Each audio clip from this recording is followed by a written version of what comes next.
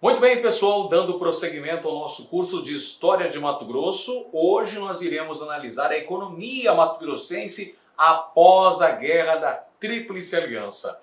Iremos perceber os grandes desdobramentos para a economia mato-grossense causados pelos resultados do final da Guerra do Paraguai, alterando completamente o caráter da economia mato-grossense, surgindo novas atividades, surgindo produtos que Mato Grosso passa a exportar para o mercado internacional e surgindo também novas atividades econômicas ligadas a esse comércio de importação e de exportação. Bem, a economia mato-grossense após a Guerra da Tríplice Aliança vai ter como grandes destaques estes setores. As casas comerciais, que vão ser estes empreendimentos que surgem em várias cidades do território mato-grossense e que vão tratar desse comércio de exportar produtos in natura ou mesmo matérias-primas e importar produtos industrializados. Temos também as usinas de açúcar que surgem às margens do rio Cuiabá e do rio Paraguai. Temos ainda a extração de poaia, a extração de erva mate, a extração do látex para a produção da borracha, o crescimento da pecuária em Mato Grosso e uma nova fase de extração de diamantes. Perceba que, como desdobramento da Guerra da Tríplice Aliança, tivemos uma maior diversificação da economia mato-grossense. Vamos começar a nossa análise falando sobre as casas de comércio. O que eram essas casas comerciais? Eram revendedoras de produtos industrializados. Então você se lembra que a reabertura da navegação pelo Rio Paraguai foi uma das principais consequências da Guerra da Tríplice Aliança. E essa reabertura possibilitou a entrada de mercadorias estrangeiras na província de Mato Grosso. Mercadorias vindas da Europa, principalmente vindas da Inglaterra, que à época era a principal potência imperialista, a principal potência do capitalismo mundial. Essas casas comerciais que surgiram em Corumbá, Cáceres e Cuiabá, elas revendiam esses produtos que entravam no continente sul-americano via estuário do Rio da Prata. Chegavam a Montevidéu, chegavam a Buenos Aires e depois adentravam as cidades mato-grossenses, essas três mencionadas. Então nós temos a importação de produtos, de mercadorias vindas da Europa e, ao mesmo tempo, essas casas comerciais também vão exportar produtos mato-grossenses, matérias-primas. Elas se estabeleceram nessas três cidades. Lembre-se que Corumbá era a principal cidade econômica, principal polo econômico de Mato Grosso era a cidade de Corumbá. Detalhe interessante é mencionar que também as casas comerciais funcionavam como bancos. Nem todas as cidades já possuíam uma filial do Banco do Brasil ou de qualquer outro banco. Mas aí as casas de comércio funcionavam como verdadeiras agências bancárias. Elas emprestavam dinheiro a juros e também faziam o câmbio de várias moedas. Então, essa é uma curiosidade interessante. As casas de comércio atuando como agências bancárias. Para exportar os produtos e também para receber os produtos, era utilizada a navegação fluvial. Por isso que essas casas vão se estabelecer em cidades banhadas por rios. No caso aqui, Rio Paraguai, Corumbá e Cáceres, Rio Cuiabá, na capital mato-grossense. Essas casas comerciais chegavam também a arrendar terras. Qual era o objetivo do arrendamento de terras por parte dessas casas de comércio? Elas arrendavam terras, pessoal, justamente com a finalidade de fazer atividade criatória, criação de gado, atividade da pecuária. Lembra que a pecuária também foi uma atividade importantíssima que ganhou fôlego em Mato Grosso após a Guerra do Paraguai? Então, essas casas de comércio muitas vezes arrendavam terras devolutas do estado de Mato Grosso, onde criavam gado ou exploravam matérias-primas com o extrativismo vegetal, por exemplo, da poaia. Veja aqui no desenho de Moacir Freitas, grande artista mato-grossense, uma casa comercial. Essa aqui é a famosa Casa Orlando, no centro histórico de Cuiabá. Vamos agora falar do extrativismo, começando pela poaia, a ipeca ou ipecacuanha, arbusto nativo das regiões banhadas pelo rio Guaporé e também pelo rio Paraguai. Era um produto usado na indústria farmacêutica europeia. Então perceba que das raízes da poaia se extraía uma substância chamada imetina, que era utilizada na fabricação de vários tipos de remédios lá na Europa. Então a poaia, as raízes da poaia, eram exportadas para a Europa, onde eram fabricados medicamentos. Para a extração da poaia, utilizavam-se métodos bastante rudimentares, métodos artesanais, e o poaeiro, que era o trabalhador que se embrenhava na mata para coletar o arbusto, retirar o arbusto e coletar as raízes dessa planta, enfrentava condições bastante adversas. Preferencialmente, essa atividade era realizada durante os meses de chuvas. Por quê? Porque perceba bem, qual era a única parte desse vegetal que interessava do ponto de vista mercantil? Eram suas raízes. Logo, o arbusto precisava ser retirado inteiro. Preferia-se a época das chuvas, porque aí o terreno estava mais suscetível para que fossem arrancadas as raízes da poaia. Período das chuvas, então, é que o poaeiro atuava. Essa atividade se dava no sistema de arrendamento de terras. Como a gente falou, as casas comerciais locavam terras devolutas do Estado, onde faziam a extração da poaia. Contratavam os trabalhadores, os chamados poaeiros, que aí se embrenhavam nas matas para trazer as raízes da poaia. O escoamento dessa produção se dava pelo transporte fluvial.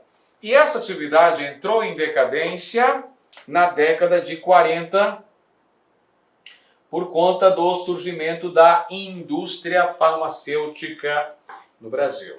Vamos ver a imagem aqui, pessoal. Esse aqui é o poaeiro. Ele está com as raízes da poaia nas mãos.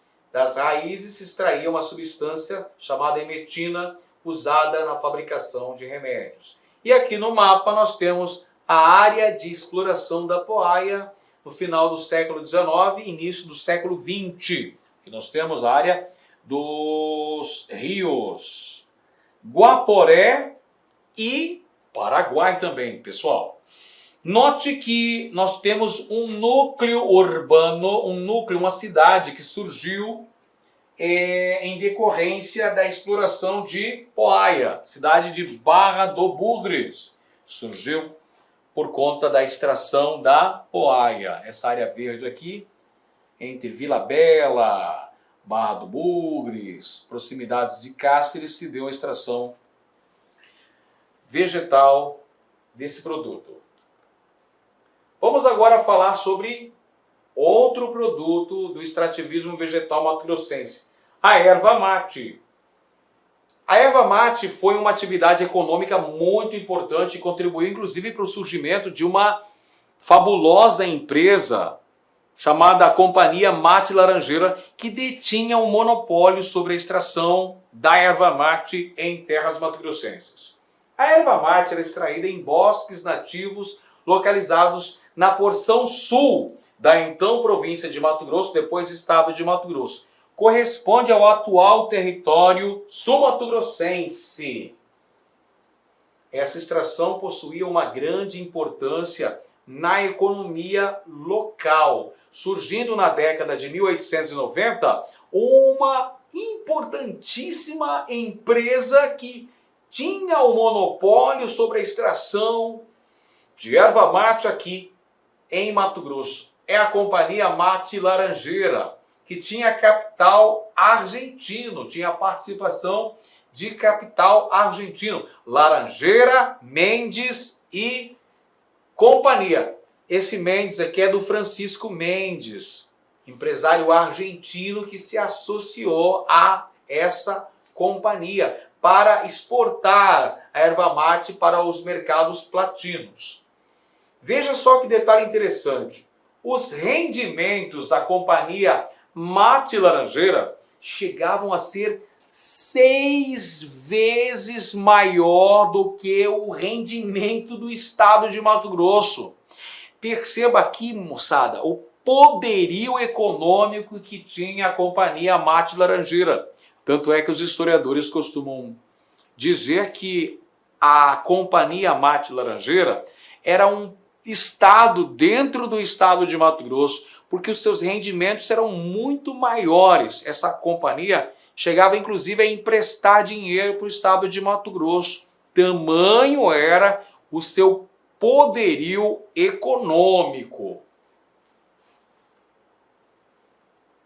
Para a extração da erva mate nos ervais nativos, nos bosques nativos do território que hoje corresponde ao estado de Mato Grosso do Sul, essa companhia usava preferencialmente a mão de obra paraguaia, mão de obra de trabalhadores paraguaios, que eram chamados à época de mineiros.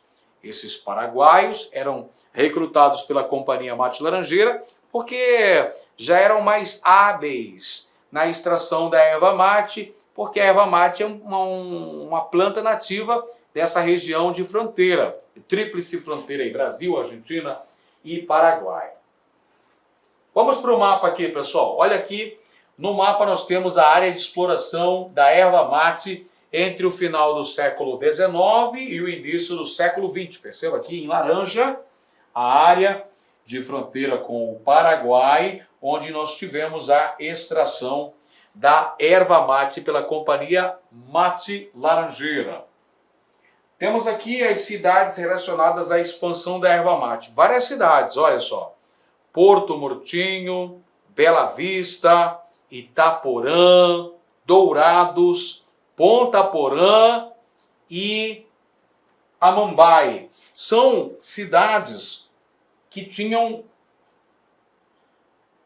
relação direta com a extração da erva mate. Inclusive essa cidade aqui, Porto Murtinho, fundada pela Companhia Mate Laranjeira, justo na fronteira com a República do Paraguai.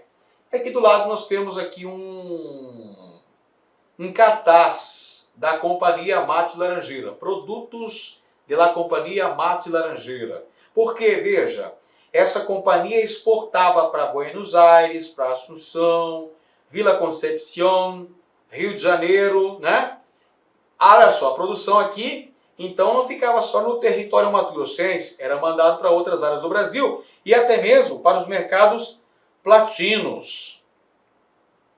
As ervas mais finas destinadas à produção do chimarrão e as um pouquinho de menor qualidade para a produção do tereré. Muito bem, gente, olha só. Aí está agora mais um produto do extrativismo mato-grossense, o látex, produção de borracha.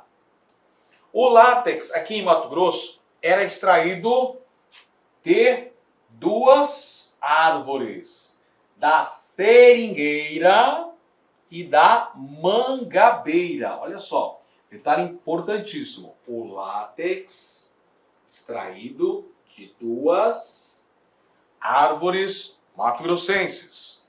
A seringueira e também da mangabeira. Borracha era extraída nas matas e cerrados mato-grossenses e da Amazônia. Havia um caráter sazonal da coleta. Por que caráter sazonal? Porque havia uma época específica para a extração do látex aqui em Mato Grosso, que é a época da seca, a época da estiagem. Ficava mais fácil para fazer a coleta do precioso látex nos meses de seca. A mão de obra utilizada na coleta do látex, majoritariamente era formada... Olá, meus amigos, minhas amigas, sou o professor Lac. Inicialmente eu quero pedir licença aos seus estudos, mas essa videoaula do YouTube é uma videoaula demonstrativa, videoaula demonstrativa. Para quê? Para que você conheça os nossos professores, para que você conheça os nossos cursos aqui da Lá Concurso. A Lá Concurso é uma empresa mato-grossense, uma escola cuiabana, prepara você para concursos públicos aqui do estado do Mato Grosso e também do Brasil todo. Mas nós somos especialistas em concursos aqui do nosso querido estado do Mato Grosso. Até porque que nós somos uma empresa cuiabana. E claro que nós aqui da Lá Concurso nós preparamos aí um rol de cursos online específicos para o concurso da Prefeitura de Itiquira. Específico, você vai encontrar somente aqui na Lá Concurso. E papo reto, garanto para você, se você estudar, né, com bastante dedicação, com determinação, cumprir todas as nossas orientações pedagógicas, garanto para você que você ficará muito competitivo para o concurso de Itiquira. Então vem comigo, edital publicado, nossos cursos a partir de 10 parcelas de R$ 25,00, acesso imediato, porque as nossas videoaulas, grande parte delas já estão gravadas, já estão disponíveis na área do aluno. A banca é a Universidade Federal de Goiás. As inscrições vão do dia 6/9 até o dia 5/10 e a data da prova no dia 23/10 de 2022. Professor, rapidamente, quais são os nossos cursos? Preste atenção, tá? Preste atenção, aqui ainda faltou técnico em enfermagem, tá? Temos aqui nível superior, conhecimentos comuns 10 de 25, analista administrativo 10 de 35, analista jurídico 10 de 35, auditor de controle interno 10 de 35, contador 10 de 35, enfermeiro 10 de 35, faltou aqui, tá, o técnico de enfermagem também que é 10 de 35, professor conhecimentos comuns, área pedagógica, nível médio e técnico de informática, 10 de R$30 aqui. Então, esses são os nossos cursos online. Cara, gostou? Quer continuar assistindo essa videoaula? Vem fazer o nosso curso completo aqui da Lá Concurso por apenas esse investimento. Cara, não tem como ficar de fora. Vem estudar conosco aqui na Lá Concurso.